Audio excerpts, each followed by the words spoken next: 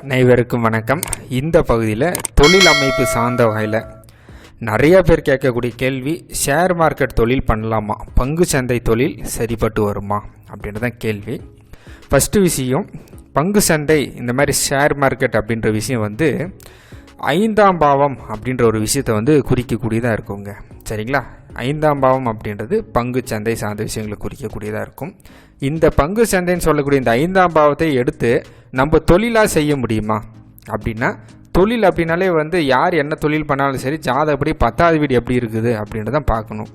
அந்த 10வது வீட்டுடைய தொடர்பு தொழில் செய்யறதுக்குண்டான கொடுப்பனை 10ஆம் பாவ உபநட்சத்திரம் நின்ற நட்சத்திரம் 2, 6, 10, 11 வீடுகளை குறிக்காட்டினால் அந்த ஜாதகரால் தொழில் செய்ய முடியும். இதுதான் இதில் இருக்கக்கூடிய லாஜிக்கான ஒரு விஷயம். ஃபார் எக்ஸாம்பிளுக்கு உங்களுக்கு காட்டியிருக்கக்கூடிய இந்த ஜாதகத்தில் 10ஆம் பாவ உபநட்சத்திரம் சுக்கிரனாக இருக்குது.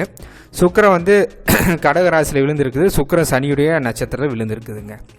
அந்த சனியடை குறிக்காட்டி பார்த்தோம்னா 1, 3, 10, 11 அதில் பர்டிகுலராக 10வது வீடு 11வது வீடு வந்துருச்சு. அப்போ இந்த ஜாதகர் தொழில் செய்யலாம்.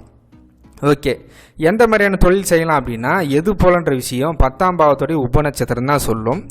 இப்போ நம்ம ஷேர் மார்க்கெட்டை பற்றி பேசுகிறதால 10ஆம் பாவ உபநட்சத்திரம் 5வது வீட்டை தொடர்பு படுத்துதா, 5வது வீட்டை தொடர்பு படுத்தி புதன் மற்றும் குரு இந்த 2 கிரகத்துடைய தொடர்புகள் இருந்தால் அவங்க ஷேர் மார்க்கெட் தொழில் செய்யலாம்.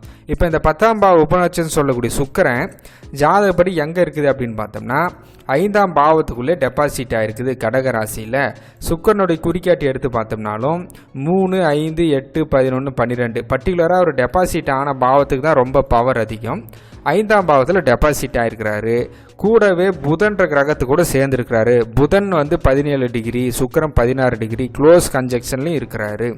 அதனால் இந்த ஜாதகருக்கு 10ஆம் பாவ உபநட்சத்திரம் 5வது வீட்டை குறிக்காட்டுது. கூட புதன் கூடலாம் சேர்ந்து புதனுடைய தொடர்புலாம் வந்திருக்கிறதால ஷேர் மார்க்கெட் ரிலேட்டடாக பண்ணலாம். அதே மாதிரி 5ஆம் பாவ உபநட்சத்திரத்தையும் கொஞ்சம் செக் பண்ணி பார்த்துக்கலாம். 5ஆம் பாவ உபநட்சத்திரம் நின்ற நட்சத்திரம் ஜாதகப்படி 2, 6, 10, 11 வீடுகளையும் தொடர்பு படுத்துதான்னு கொஞ்சம் பார்த்துக்கணும். சரிங்களா? 5ஆம் பாவ உபநட்சத்திரம் சூரியன் எங்கே இருக்கிறாரு அப்படின்னு பார்த்தோம்னா, இங்கே மிதுன ராசியில் இருக்காரு. சூரியன் விழுந்திருக்கக்கூடிய நட்சத்திரம் குருவுடைய நட்சத்திரம். அந்த குருவுடைய குறிகாட்டிகள் கீழே பார்த்தோம்னா 1, 2, 3, 6, 9, 10 அந்த இடத்துல 6, 10 வந்திருக்கிறதால ஷேர் மார்க்கெட் பண்ணலாம். சரிங்களா? 10ஆம் பாவ உபநட்சத்திரம் 5வது வீட்டை குறிக்காட்டணும். புதன் மற்றும் குரு இந்த வீட்டோட தொடர்புகள் இருக்கணும். அதே சேம் டைமில் ஷேர் மார்க்கெட்னா 5ஆம் பாவம் 5ஆம் பாவ உபநட்சத்திரம் நின்ற நட்சத்திரம் 2, 6, 10, 11 வீடுகளை தொடர்பு படுத்தணும். அப்படி இருந்தால் அவங்களால ஷேர் மார்க்கெட் செய்ய முடியும்.